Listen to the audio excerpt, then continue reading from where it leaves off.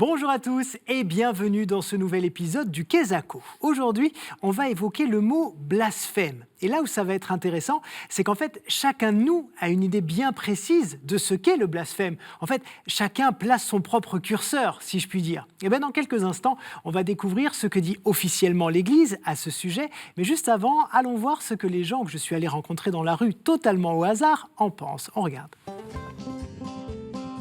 Blasphème, c'est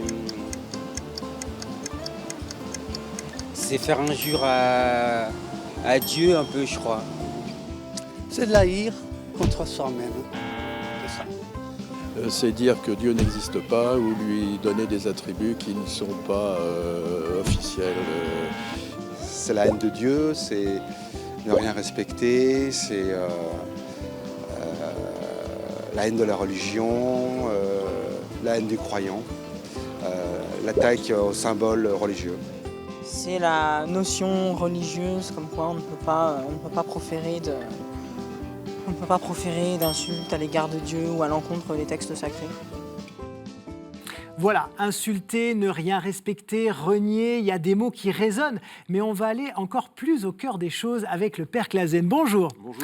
Alors, on vous écoute. Une définition claire du blasphème. Compliqué quand même. Oui, c'est dire du mal de Dieu, insulter Dieu par la parole. Alors, que dit l'Église catholique précisément à ce sujet-là? Elle dit que c'est un péché grave. Ouais. Voilà, premièrement. Ceci dit, il n'y a pas de loi concernant, par exemple, la punition donnée aux blasphémateurs. Alors, est-ce que c'est juste insulter Dieu, l'associer à un juron, ou c'est plus large que ça? Est-ce qu'on peut lister les types de blasphème? Oui. Alors, déjà, dans votre radio-trottoir, c'est très intéressant, parce qu'il y a des nuances à faire, en effet. Tout n'est pas blasphème. Par exemple, quelqu'un qui dit « Dieu n'existe pas », c'est pas du tout un blasphème, c'est une opinion. Il a parfaitement le droit de l'avoir. Un blasphème, c'est vraiment quand on veut nuire et qu'on insulte la religion, en effet, mais principalement Dieu. Et s'ajoute à ça des jurons qui sont devenus en fait presque inconscients. Comme par exemple un juron qui est un blasphème, pardi. Pardi? Oui, ça veut dire par Dieu, Et ben en voilà. fait. Ouais. Ça veut dire par Dieu. C'est-à-dire, par exemple, je te jure par Dieu que je te rendrai tant d'argent. Eh bien, c'est user abusivement du nom de Dieu. Donc, c'est un blasphème. Dans la définition biblique, le deuxième des commandements, tu ne prononceras pas le nom de Dieu à tort et à travers. En vain, effectivement. Voilà. Alors justement, depuis quand, dans l'Église catholique, ce blasphème est pris en compte et donc sur lequel on a travaillé comme ça au fil des âges? Alors, je pense qu'il a toujours été pris en compte. C'est-à-dire, toujours, l'offense faite à Dieu est considérée comme plus grave que l'offense faite à une personne. Quelles que soient les religions, d'ailleurs. Mais dans l'Église, en effet, il y a eu un coup d'arrêt marqué par la Révolution française. Donc le blasphème n'est plus du tout dans les lois.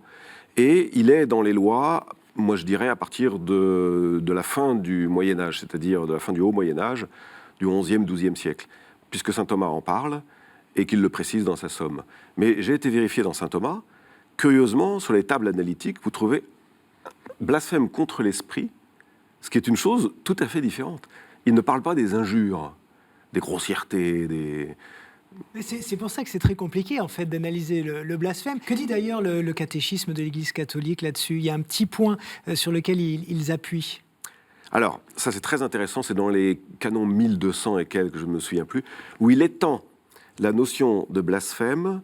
Il dit « sera un blasphème toutes les actions violentes, tortures, soumissions commises au nom de Dieu. » Car c'est salir, avilir le nom de Dieu, que de torturer au nom de Dieu. Ça, c'est tout à fait intéressant. Et c'est très actuel, évidemment. Oui, hélas. Mais par exemple, s'en prendre à l'Église, moquer les saints, moquer les prêtres, ce ne sont pas des blasphèmes.